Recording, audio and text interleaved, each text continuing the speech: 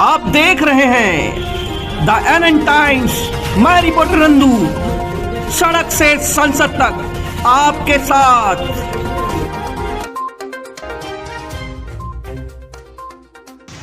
इस टाइम सलेमपुर के विधानसभा बीएसपी कार्यालय पर बैठा हूं। मेरे साथ कुछ साथी बीएसपी के कार्यकर्ता मिले। आइए उनसे कुछ बातचीत करते हैं हम। 2024 में क्या रणनीति है, क्या बहुजन समाज पार्टी फिर पूर्ण बहुमत के साथ आएगी। मेरे साथ कुछ कार्यकर्ता बहुजन समाज पार्टी के जुड़े हुए हैं। आइए इनसे बात करते हैं। सर, अपना नाम बताएं। मलिक है मेरा नाम। हाँ जी। मैं बहुजन समाज पार्टी का सेक्टर अध्यक्ष हूँ और मैं पूर्ण रूप से कहता हूँ कि जैसे हमारे कार्यकर्ता आज गांव और टोले मोहल्ले चट्टी चौराहे पर जाकर लगे हैं, इसी तरह से अगर ईमानदारी से काम करें तो पूर्ण रूप से हमारी सरकार आएगी, इसमें से कहीं से दो आएगी। अच्छा, आप लोग पार्टी के लिए क्या क्या गांव-गांव घूम रहे हैं? हम लोग पार्टी के लिए जाकर एक जन जन से संपर्क कर रहे हैं और बहन जी की नीति को बताया जा रहा है कि हमने कैसे संघर्ष, जैसे घासीराम साहब ने गांव-गांव जाकर घरों में चट्टी चौराहों पर जाकर बैठकर सबको समझाया। इसीलिए हम लोग एक एक लोगों से भाईचारा बनाकर और लोगों को समझा रहा हूँ कि अपना, जैसे आज भी कुछ लोग ऐसे कहते हैं कि हमारी बिरादरी वोट कहीं पे बिक जा रही है, कहीं नशे दारू शराब के नशे में लोग दे रहे हैं। हम अपने लोगों को बताना चाहता हूँ और उपग्रह कराना चाहता हूँ कि ऐसी काम न किया जाए, क्योंकि हमारी भलाई, हम अपने वोट को, अधिकार को अपने समझें, हम अपने साथ रहें, अपने लोगों के बीच रहें और हमको इसमें ही हमारी भलाई है। क्योंकि हमारे लोग थोड़ा अनपढ़ लोग हैं, फिर भी हम अपने लोगों को जाकर जन जन तक संदेश दे रहा हूँ बहन जी की कथनी अनुसार, और लोगों को हम लोग जागरूक कर रहे हैं। जय। क्या बीजेपी सरकार से आप खुश हैं? ऐसा तो सरकार हम लोग नहीं देख रहे हैं जो जनजीवन के लिए प्रभावित कर सकते हैं। अभी महंगाई के सब परेशानियों का सामना कर रहे हैं। इस परिस्थिति में कभी भी हम लोग नहीं चाहेंगे।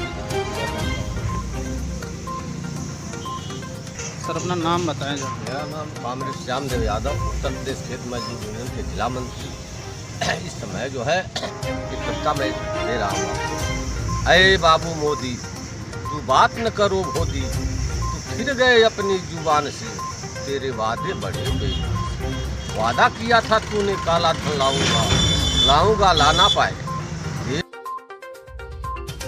और इस प्रकार की त्रुटियां व्यक्ति के पूर्ण विकास को अवरुद्ध कर देती। बालकों की शिक्षा और विकास के संदर्भ में उक्त बातें कितनी सार्थक और मूल्यवान मालूम पड़ती है।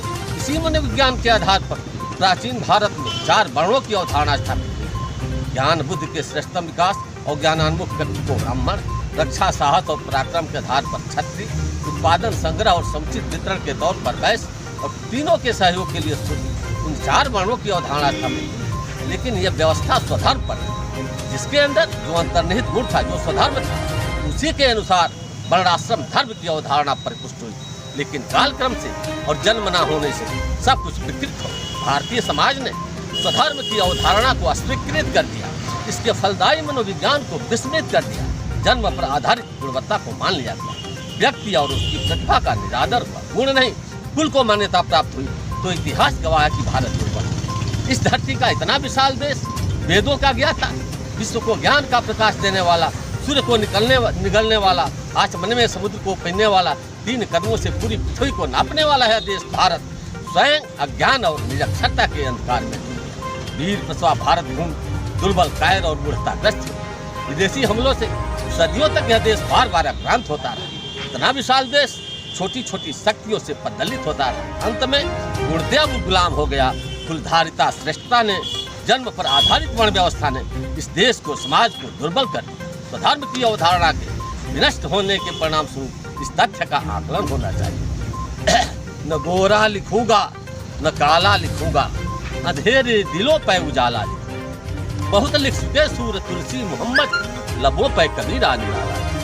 कहीं राम रहमान गौतम व नानक, कहीं मस्जिद व शिवाला लिखूंगा। तड़प भूख की प्यास इतिहास लिखकर नई जिंदगी का निवाला लिखे दर्द मजबूर मजलूम के हम खबर बे खबर का हवाला लिखूंगा। जहाँ पर रहे जब तलक श्याम देवो वतन के अमन का रसाला होगा।